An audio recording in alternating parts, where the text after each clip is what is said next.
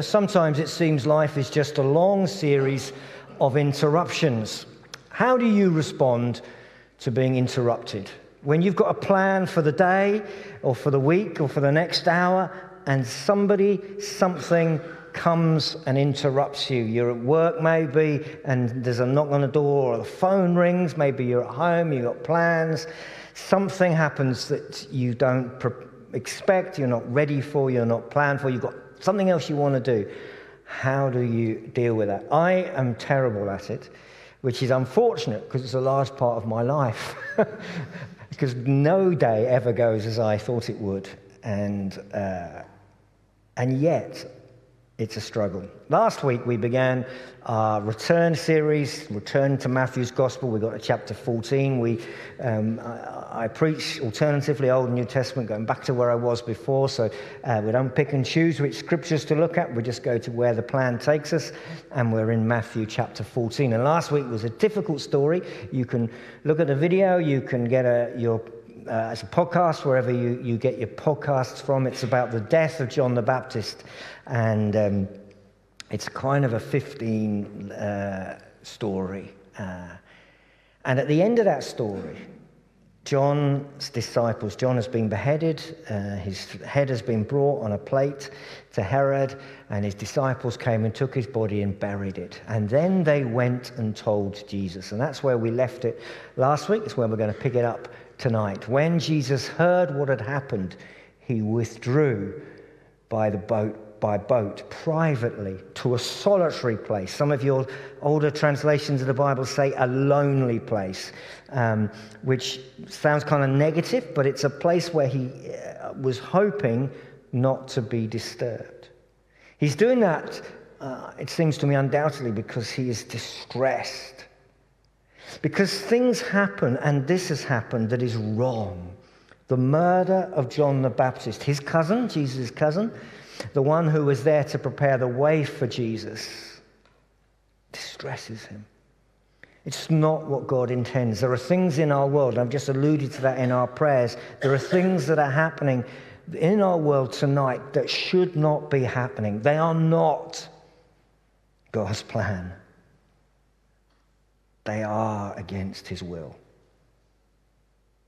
And Jesus is troubled. He grieves.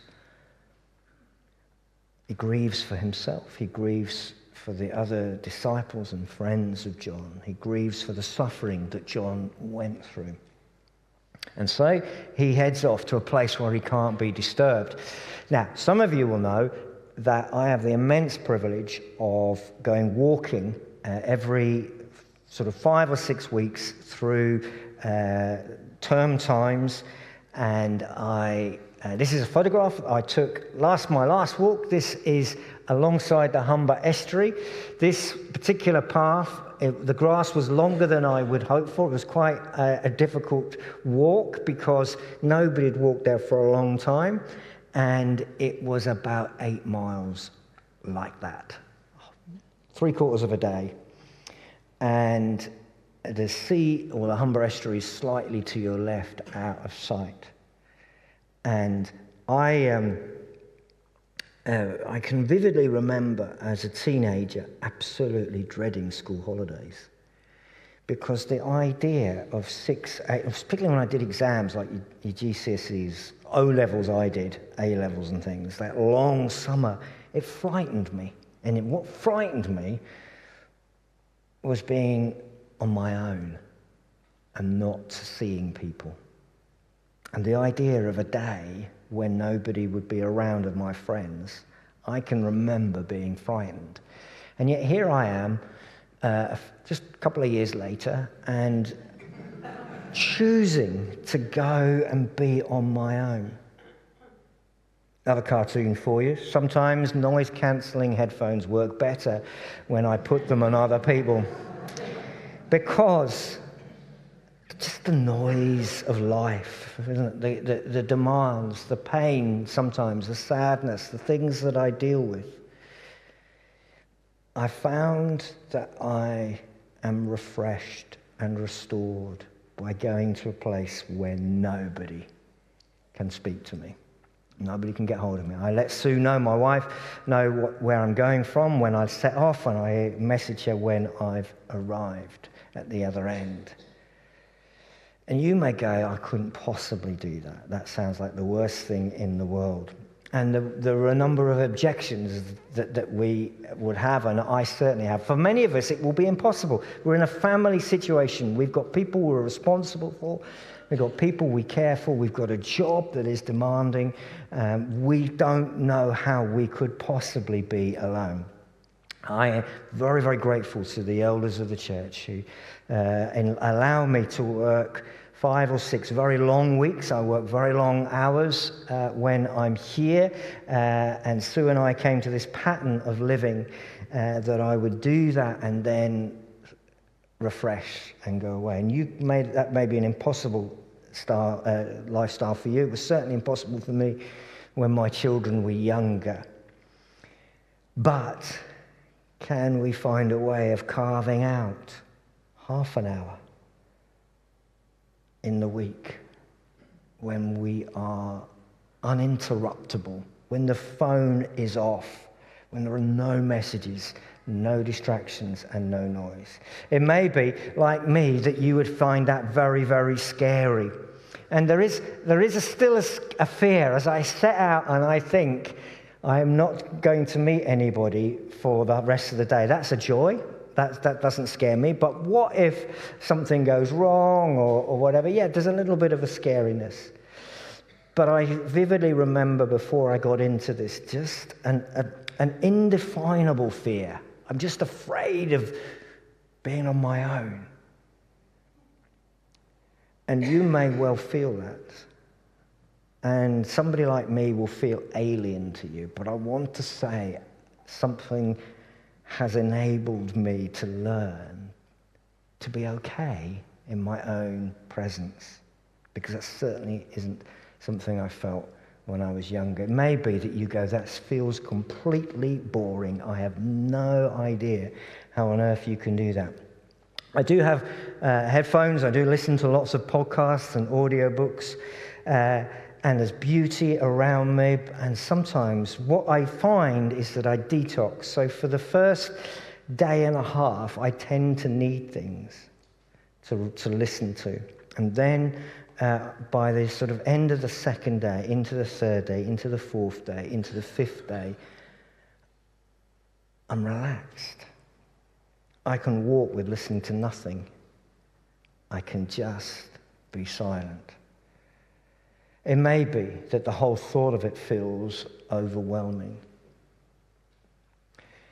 There is nothing more tempting, says Thomas Long, nothing more tempting than a lonely place. This is the concept in these older versions of the Bible, a solitary place or a lonely place. A lonely place where phones do not ring and loud voices all shouting at once do not compete for our attention. A lonely place where we can hear ourselves think and rediscover the inner rhythms which seek in vain to regulate our lives. Do you know, I believe that the busyness and noise of our existence in Sutton Coldfield is destructive eventually. We need to pull back. A lonely place where we can listen to the wind rippling through the trees, or perhaps to the full and wise sound of stillness. A lonely place free from the noise of screen and the condemnation of calendars and messages. Place of tranquil rest and blessed retreat. There is nothing more tempting than a lonely place. Now, you go, Donald, you are mad. Bear with me. I'm not suggesting that you need to go away for 4 or 5 days and talk to no one. That I am on the extreme end of the spectrum.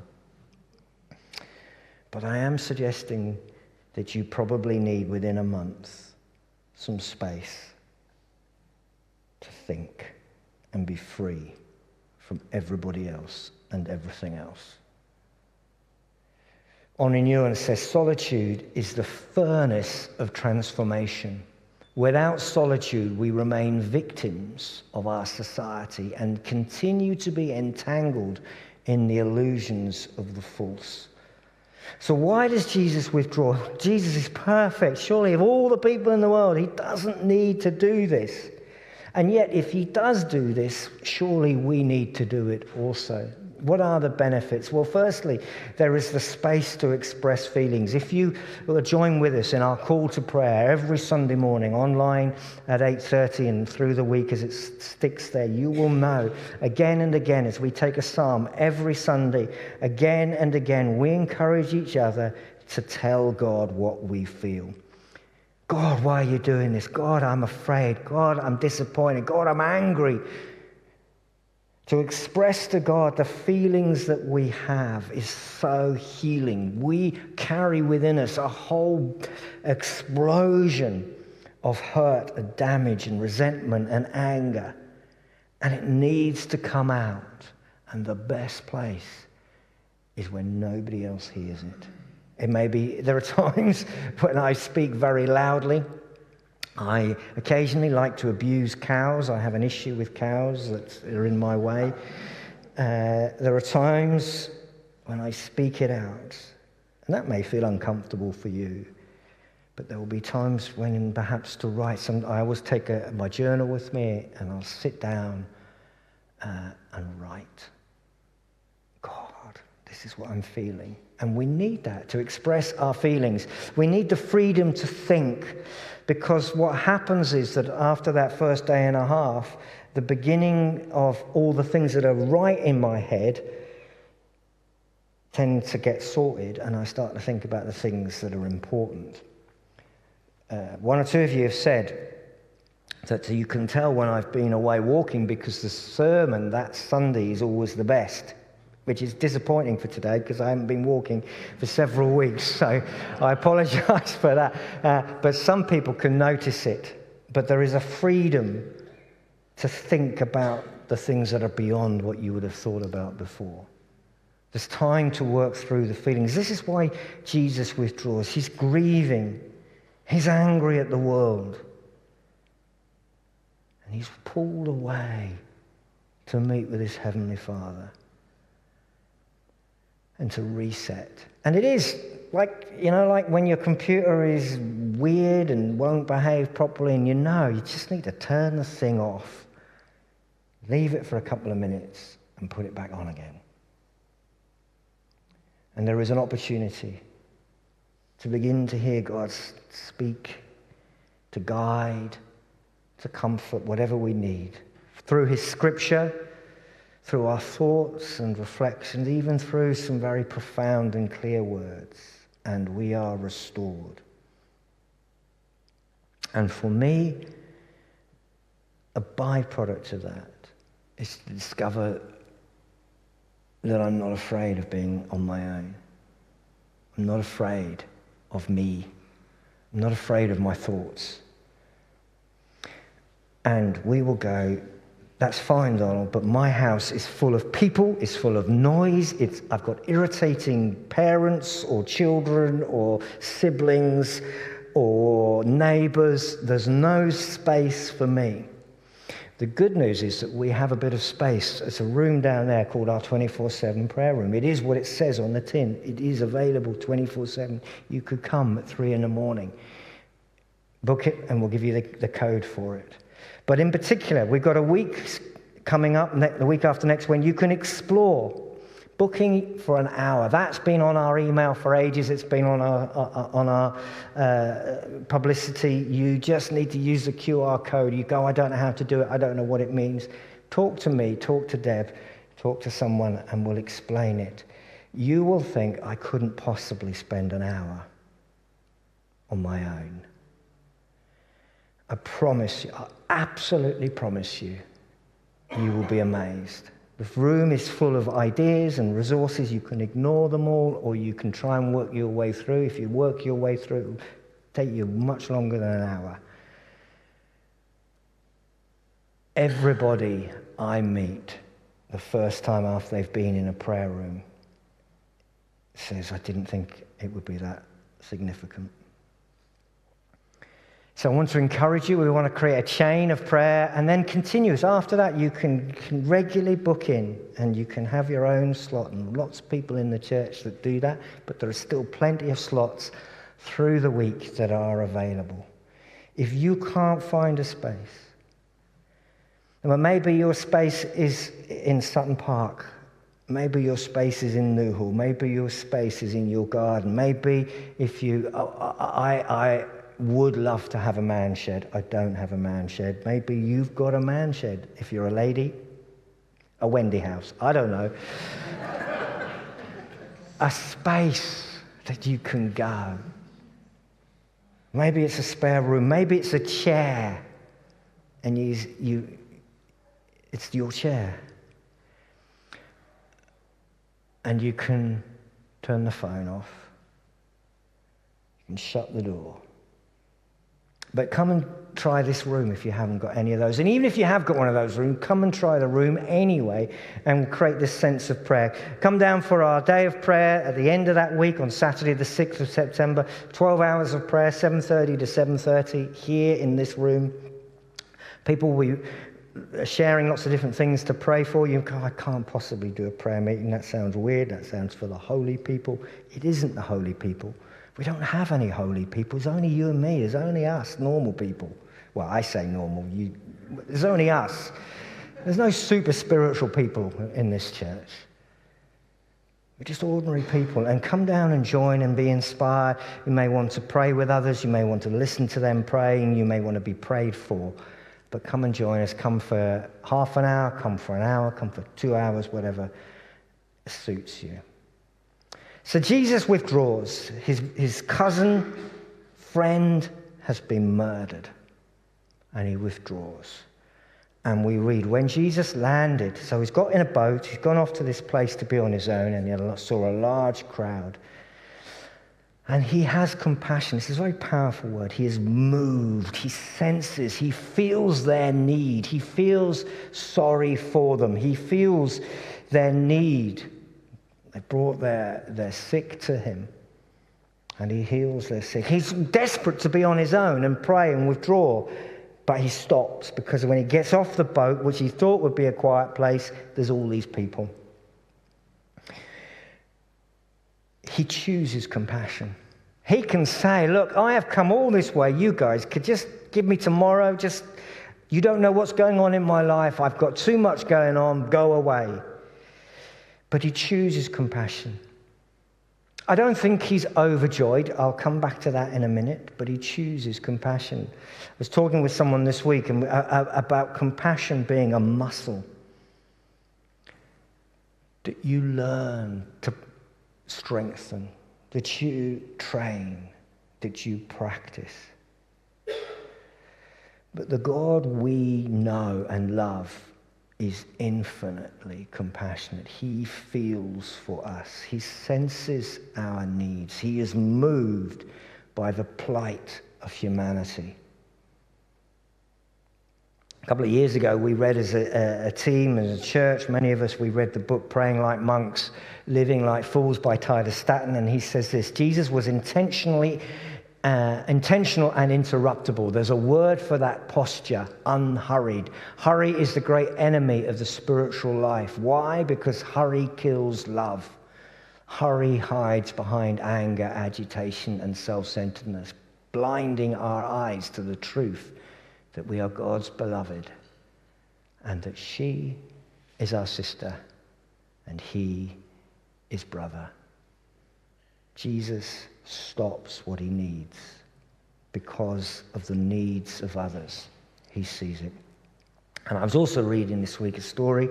An older guy was talking about a profound moment in his childhood that had stayed with him.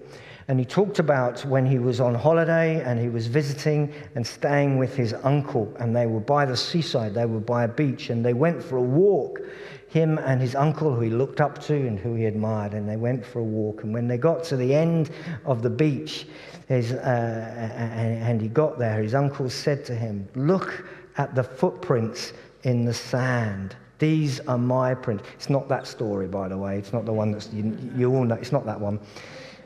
He says, look at the footprints that I have left. They are straight. I know where I'm going. And I got here before you, his uncle said. And he said, and now look at your footprints. Because you have wandered all over the beach. You've stopped and dillied and dallied and looked at a shell and picked it up and put it to your ear. You've gone and found a crab and let it wander around you, and you've watched it, and then you have eventually got here, and you have got here so much later than me. And his uncle said to him, this is a lesson in life that you need to remember. Do not be distracted and interrupted. Know where you're going and go there. And this older chap was remembering this story, and he said that this moment changed his life, because at that very moment he resolved that he would completely ignore his uncle, because he didn't want to miss out on all the wonderful things on the way, and the distractions and the interruptions, because God is in the unexpected. And we may be the people who said, this is what I'm going to do today, this is my plan, this is what I'm going to achieve, and I am not going to notice anybody else. And we may miss what God has for us. And then this story develops into one that lots of you will be familiar with, but I want to try and help you see some things that perhaps we didn't see when we were told it first. As evening approached, the disciples came to him and they said, this is a remote place and it's already getting late. Send the crowds away so they can go to the villages and buy themselves food. The disciples are anxious. They're anxious because there's a crowd of hungry people here. And maybe their anxiety is quite legitimate. All of their anxieties are legitimate. Perhaps their anxiety was their concern for Jesus. They know he needed. They know he's grieving. They know he's distressed. They know he needs space to recharge and rebuild. And they say, just get rid of these guys. You need space. Perhaps there was an element of concern for the people. They're hungry and they need food. Quite possibly, there was this little sense of resentment. These people have come all this way. They've hassled Jesus. They could have known that they would need food. Why have they not prepared? Why have they not brought their own food? What's wrong with these people? Why have they not been as intelligent as we have? We've brought some food. We are okay. Why have they been so foolish? Send them away. Teach them to take responsibility. Give them a lesson in life. Let them understand that they need to provide for themselves. Maybe there is a sense that's not their problem. Jesus, this isn't our problem. We're not responsible for these people. They came here, we didn't invite them. They've come all this way in boats. Why are they doing this? It's their problem. Not my problem. It's their problem. Maybe the disciples were tired and irritable. Send them away. And we understand this word compassion is deep in the heart of God. How is God described when Moses said, "Who are you, God? Who are you?" And the Lord your God is gracious and compassionate. Jesus is compassionate. We know that later in Matthew, we're going to get to the point where he defines what is it that marks out the difference between the people who will live forever in glory with Jesus and the people who he will say, "Get away from me, I never knew you," and for whom destruction is their destiny. What is the distinctive difference? He says, it's the way you treated people. Because when my Spirit comes and lives in you, you are moved to see people in a different way. He says to those who can't understand this, he says, "Look, I was hungry and thirsty." And you'll notice that the compassion of Jesus bears no relation as to whether people deserved it. The issue for Jesus is, was somebody hungry or thirsty, not whether it's their fault or not. Why is that such an issue? Because if Jesus was to start saying, well, whoever is undeserving of my help, I will not help, none of us are going to be helped. We're going to serve communion and share communion together. If communion is for those who deserve it, you can all go home now, because none of us deserve it. Grace is something remarkably generous. And we have the privilege of feeding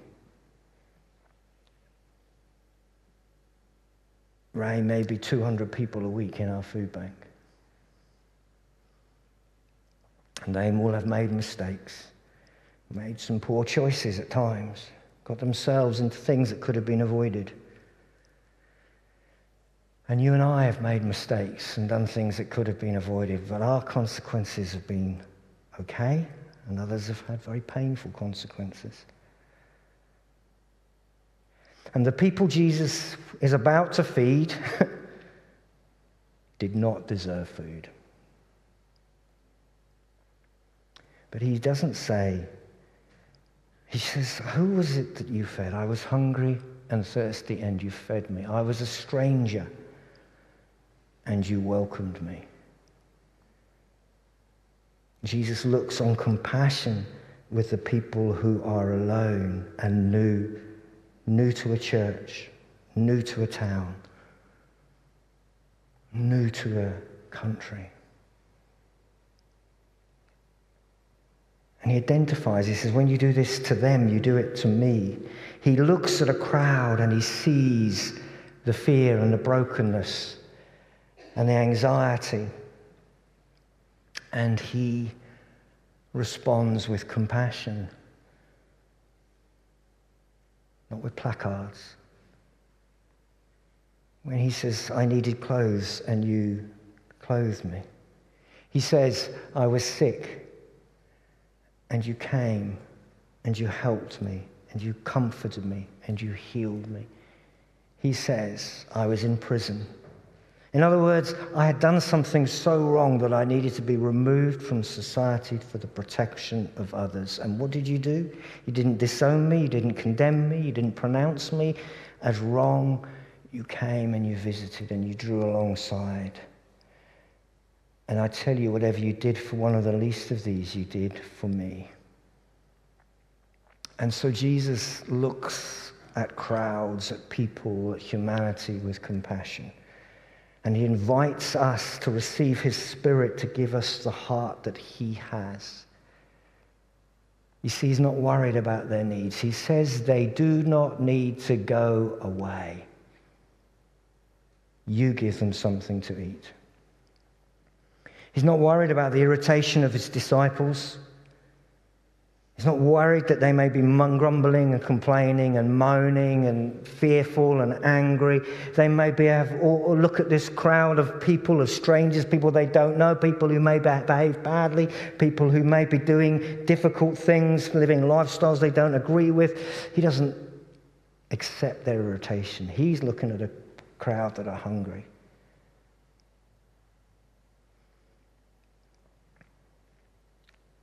He's not concerned about whether they deserve it or not. In fact, he's not even concerned about the wastage. There's going to be quite a lot of wastage in this story. He's not bothered about whether it's their own fault that they are hungry and that they foolishly followed him across the water when he didn't want to be followed. He isn't bothered about whether it's needed. He isn't even bothered about the cost. He says, you give them something to eat. He puts it back on the disciples. And then he says, bring them here to me. There's a little bit of an odd little contradiction. He says, on the one hand, you need to do something. On the other hand, he's going to do something. And that's the way Jesus works with us. There's a partnership where he says, you step out and make the first step. And you will know that you can't do this, but when you step out, I will then come and help you. And we go, I can't be interrupted. I can't be compassionate. I can't help other people. I'm full up. And he says, step out and I'll help you. Bring them here to me, he said, and he directed the people to sit down on the grass, taking 5 loaves and 2 fish. Matthew doesn't mention about the boy, but that's in the other versions and the other accounts, the other angles of the story. Looking up to heaven, he gave thanks and broke the loaves. Then he gave them to his disciples, and the disciples gave them to the people. And they all ate and were satisfied. Then the disciples picked up 12 basketfuls of broken pieces that were left over. It was wasted. And the number of those who ate was about 5,000 men, besides the women and children. I was telling the morning group that I remember studying early on in my years in theology college. I remember hearing what we would call the liberal theological idea, which is that Jesus can't do supernatural things, that supernatural things are not possible, and that the miracle of this story is not that Jesus created bread and fish out of nothing, but that he inspired a crowd to share what they had. In other words, that everybody had brought food, and all that Jesus did was simply encourage them to share with each other. And I remember thinking that was utter rubbish and couldn't possibly be true, and that they needed to have faith that Jesus could miraculously create bread and fish out of nothing. I still probably think that, but I actually think that if Jesus had made the crowd share with each other, that was probably a bigger miracle. So my experience of human nature is we want to have a reason why other people don't deserve our help. It's more than enough. And then Jesus withdraws. Immediately, he gets the disciples into the boat, and he says to the crowd, go. Disciples, you go off in the boat. Crowd, you disappear. I'm going up. By himself. Remember, the beginning of the story was he needed to be alone, and it hadn't happened, and he still needs to be alone. And so he isn't cancelling what he needs. He's delaying it. So I want to draw 4 conclusions for us as we come, and we'll reflect together and share in communion, and then Sheila will lead us in a final act of worship. 4 things about the inconvenient interruptions. The first one is wisdom. It's the wisdom that delays, not cancels our need. You may need to be alone or to do something, and right in front of you, like Jesus, somebody presents who needs help. I don't think Jesus is saying, don't look after yourself. He's not saying cancel the need. He's saying delay. I set out a long time in advance the weeks I'm going to go walking. But some of you will be aware that invariably somebody dies, and I have a funeral to do. But I don't cancel my walking. I just delay it. Whatever it is that you need to restore yourself, to refresh yourself, God wants you to be not burnt out. He wants you to live in his service for as long as he gives you breath, not to do it all and burn out with resentment and bitterness. So there is a time to say, I need to be interrupted, and I will be interrupted. And there's a time to say, and now it's done. I need to withdraw. I need to be alone. I need to say to the kids, the family, the friends, the neighbors, I need some time. So wisdom delays, not cancels. And faith that God will find another time. So I have a constant pressure because I've discovered that every 7th day of the week there is a Sunday. And every Sunday at 8:30 I have to be on this platform and help lead a call to prayer, followed by 10:30 where I have to say something helpful for people. And that's quite a big pressure. And each used to think a lot of panic. Am I ever going to have anything to say? And I will plan when I'm going to write and prepare and think about my sermon, and I will always get interrupted. Something will happen, something difficult will occur, there will be some issue that needs my involvement, my help with, and I'm thinking, when am I ever going to, what is going to happen if I have nothing to say on Sunday, because the whole week I've been busy. And I'm learning in faith that there are times when I delay, and in faith God will find me the space and the time at another point. And that I will get away to walk, and these things will happen. And that's my testimony, and I want to invite you to have the same faith. That maybe you delay because God has put somebody in front of you that needs your help, but he will give you what you need. And the third word is the word compassion.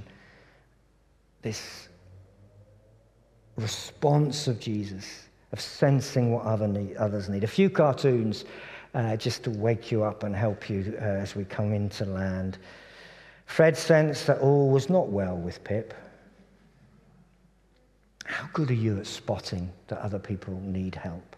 Are we focused on our own lives, or are we able to sense and feel the pain and the upset of others? Cartoon from America, they are waiting to cross the road. The sign says wait, and then it changes to duck, and then a huge weight comes and destroys the person who doesn't duck, and those who did duck say tourists, and the word is mock. Do we feel good? We haven't messed up, and other people have. And they should have ducked, they should have known, they should have complied, they should have stayed where they were, they should have done the right thing. And Jesus looks, and one of the other versions says, he looked and saw them like sheep without a shepherd. Sheep are stupid. And the heart of God is to embrace the stupidity of mankind, not to mock. Liner says to Charlie Brown, the home team was behind 6-0 with only 3 seconds to play. This is about American football. They had the ball on their own 1-yard line. The quarterback took the ball. Forgive me if you don't understand American football, but to encourage you, I'm going to talk about English football in just a minute. So it'll really depress some of you. The quarterback took the ball face back behind his own line post and threw a perfect pass to the left, who whirled around from the 4 guys and ran all the way for a touchdown. The fans went wild. You should have seen them. On Tuesday night, I went to Colchester, which of course a lot of us would do. I went to watch Cambridge United play Colchester, and we were 1-0 down. And the guy put his board up to say it was going to be half-time, and there was 3 minutes of added time, at which point we scored. They kicked off, and we scored again. We scored 2 goals within a minute, and I was ecstatic. So was Caleb, who was with me. We were overjoyed. We were thrilled. Linus says people were jumping up and down, and when they kicked the extra point, thousands of people ran onto the field, laughing and screaming. The fans and the players were so happy. They were rolling on the ground and hugging each other and dancing and everything. Some of you will know that a few years ago, Cambridge played Newcastle United in the FA Cup, and I went, and we scored the only goal of the game. We won 1-0. The gentleman next to me, who I'd never seen before in my life, kissed me at that moment. And I got COVID on the Monday.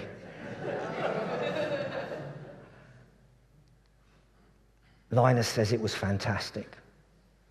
And Charlie Brown says, how did the other team feel? I confess, never on Tuesday night did it cross my mind how the people of Colchester felt. The week before, I was at Bristol. I know we lost to Bristol yesterday, but the week before I went when we beat them.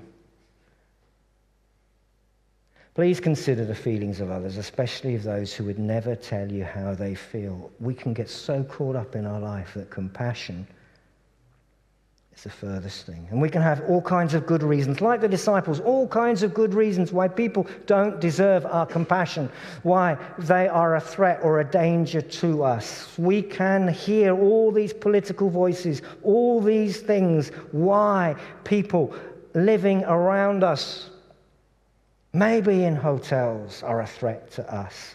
The really great people are the ones who know how to make little people feel great, who have compassion for the other, who is afraid or alone.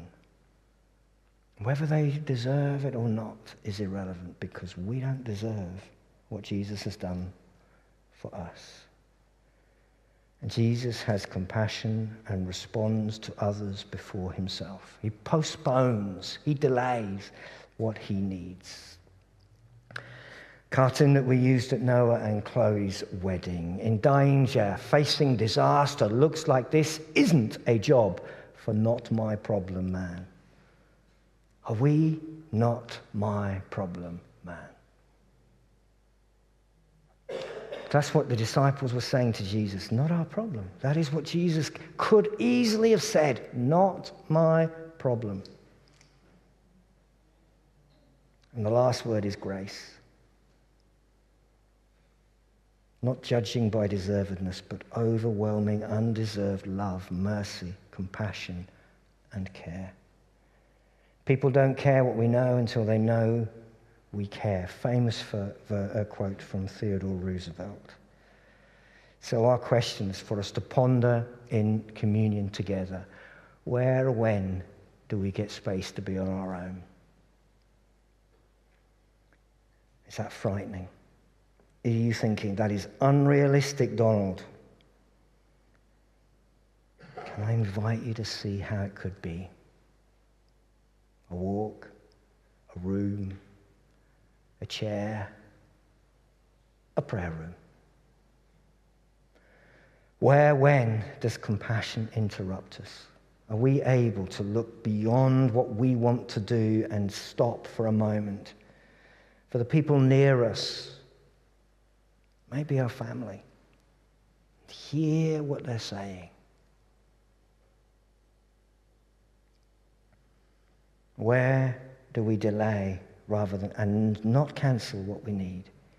We put it back. I need this, but I'll wait because you need me now. And where do we resent God giving people more than they need or deserve? I was hungry and you fed me. I was a stranger and you welcomed me. We are hungry for God and he welcomes us. We are spiritually poor and inadequate and he welcomes us. Let's pray together. Lord,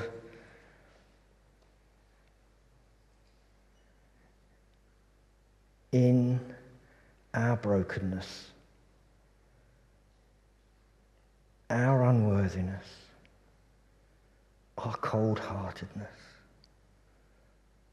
our over-busyness, our selfishness, we come to you. God of grace and mercy, God of compassion and abounding in love and slow to anger, we come to you. Lord, we want to be more like you. We place our sin at your feet and exchange it for your favor and blessing.